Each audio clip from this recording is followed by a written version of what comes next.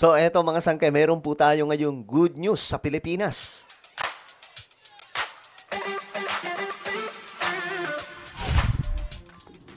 So, alam nyo, nakakagulat, no? Mga sangkay na sabi, ang mga barko na may dalang oil papunta sa ating bansa, makakadaan na po sa Strait of Hormuz. At ito po, mga sangkay, ay hindi po tinutulan ng Iran. Ngayon, mga sangkay, meron po tayong balita tungkol dyan. Okay? Good news po ito. Alam ko marami sa atin umaaray na po talaga dito sa napakataas na presyo ng oil. So, eto may balita po tayo dyan. Anyway, bago tayo magtuloy-tuloy, sa mga hindi po dyan nakakapag-subscribe sa ating YouTube channel, makikita nyo po yung subscribe button sa baba ng video na to. I-click nyo lamang po yung subscribe, i-click ang bell, at i-click nyo po yung all. Sa mga nanonood naman po sa Facebook, syempre, follow nyo po yung ating Facebook page. Ngayon, kasi mga sangga, eto na po. Nakakadaan na daw po yung mga barko na may dalang oil sa Strait of Hormuz. Ang gateway, mga sangkay, ng mga oil sa buong mundo. Basahin mo natin to. Strategy ni PBBM sa Hormuz. Solution sa mahal na krudo. Ginhawa is real. Sabi pa nga po ng iba mga sangkay, si BBM daw po talaga, sa sobrang talino niya, hindi po nakukuha ng ibang mga leader kung papaano po siya gumalaw sa international. Siguro, parang tatay niya mga sangkay, diba? Kasi pagdating sa international, ibang level yun si Apulay. Talagang marami pong sumasaludo. Sa ilalim ng directive ni Pangulong Ferdinand Bongbong Marcos Jr., hindi tayo basta-basta mapapakabog sa global energy crisis. Heto ang resibo ng ating panalo sa diplomasya. Okay.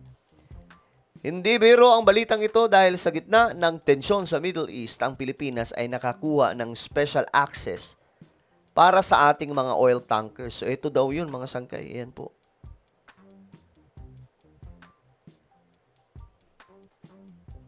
Sa pamamagitan ng Department of Foreign Affairs, matagumpay na nakipag-usap ang Marcos administration para sa safe passage ng lahat ng Philippine-bound flag at manned oil, tankers at cargo vessels. 40 na mga bansa ang kasalukuyang nakikipagnegosasyon daw sa Iran. Pero ang Pilipinas, arangkada na ang ating mga barko sa Strait of Hormuz. So dumadaan na daw po mga sangkay at anytime soon makakarating na po sila sa Pilipinas. At sana bumaba na po yung presyo ng oil kasi anak ng topa, sobrang mahal po talaga. Ang sakit na po sa bulsa at hindi na po talaga nakakatuwa.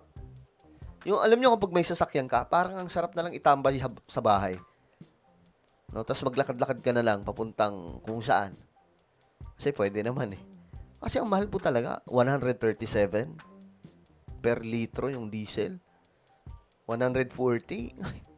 Ang sakit sa ulo, mga sangkay. Dahil dito, ang Middle Eastern oil ay direkta nang makakarating sa ating mga baybayin. Inaasahang magiging stable na ang supply ng langis sa buong bansa sa mga susunod na araw. Wow. Yan ang maganda, mga sangkay. Kaya nga sabi ko, ano kayang ginawa ni BBM na ang tawag dito na gayuma? Bakit parang ang bilis ng pangyayari? Ang pinakahihintay nating lahat ang pagbaba ng staggering oil prices nationwide ay posible na dahil sa secured supply line na ito. Sana alam nyo kapag napababa ni PBBM, dahil po dito mga sangkay yung presyo ng oil, baka tumaas po yung ratings niya. Pag nangyari yun, mga sangkay. Kasi ibig sabihin lamang nun, magaling po si PBBM pagdating po sa diplomacy, di ba? Magaling si BBM sa pakikipag-usap international. Hindi po biro kausap ang Iran. Alam naman po natin, mga sangkay, na ang Pilipinas ay bahagi po ng isang may kasunduan kasi ang Pilipinas at US, 'di ba? Bahagi po ng isang pangmatagalang kasunduan ng Amerika. At we all know naman na ang Amerika po ang pinaka-involved dito sa digmaan na ito. Mga sangkay, kasi ginawa nga po ni Trump, ni-rescue po niya yung mga Iranian na pinapahirapan ng kanilang gobyerno. Kaya nga lang, mahirap po talunin ng ganun-ganun na lang ang Iranian government unless, mga sangkay, pumasok tayo sa World War III. Kasi magiging all-out war po yun.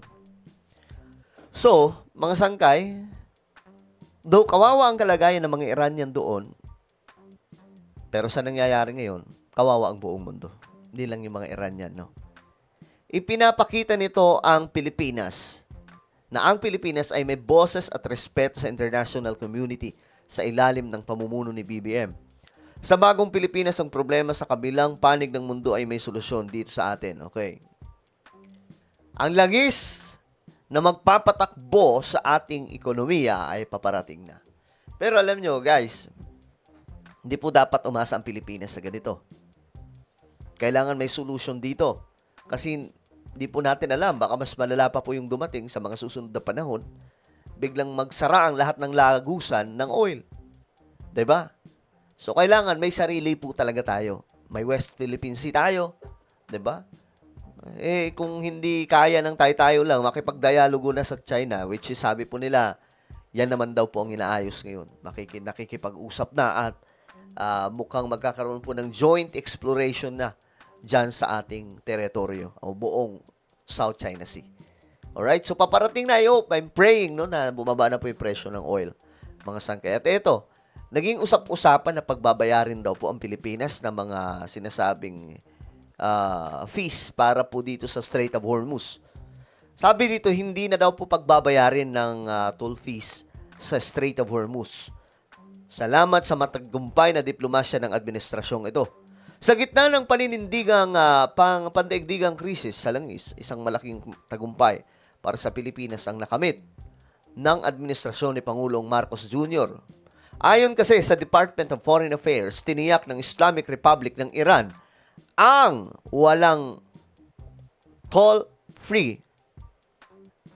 Ang walang, o parang dapat ang dito, tiniyak ng Iran na walang pagbabayarin na, hindi na pagbabayarin ang Pilipinas sa mga daraang mga barkong may bandilang Pilipino sa Strait of Hormuz.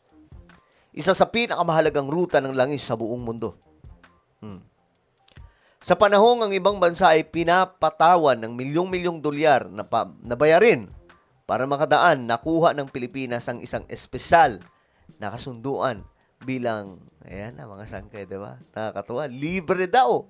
Yung iba daw, sabi nila, yung iba daw pinapagbayad ng Iran. Pero ang Pilipinas, wala na daw pong bayad. Pero grabe, no? Alam niyo na natutunugan ko to, mga sangkay. Gusto ng Iran maging superpower. At itong kanilang ginagawa dyan ay epektibo kung sakasakali, mga sangkay, na iiwanan sila ng Amerika na ganyan lang ngayon. Diba? Kasi kung hindi magpapalit ng Iranian regime, talagang magugulat na lang tayo, mga sangkay. Itong Iran, isa na sa mga malalakas na bansa sa buong mundo. Kung hindi po mapapabagsak ito ng Amerika at iiwanan na lamang po na nakatiwangwang after all. 'Di ba? So ito ay good news, mga sangkay, no? Ano po ang inyong opinion? Comment down below. Meron tayong YouTube channel, Sangkay Revelation. Hanapin niyo po ito ngayon sa YouTube. Kapag nakita niyo na, i-click niyo po yung subscribe, i-click ang bell, at i-click niyo po yung all. Ako na po ay magpapaalam. Mag-iingat pong lahat. God bless everyone.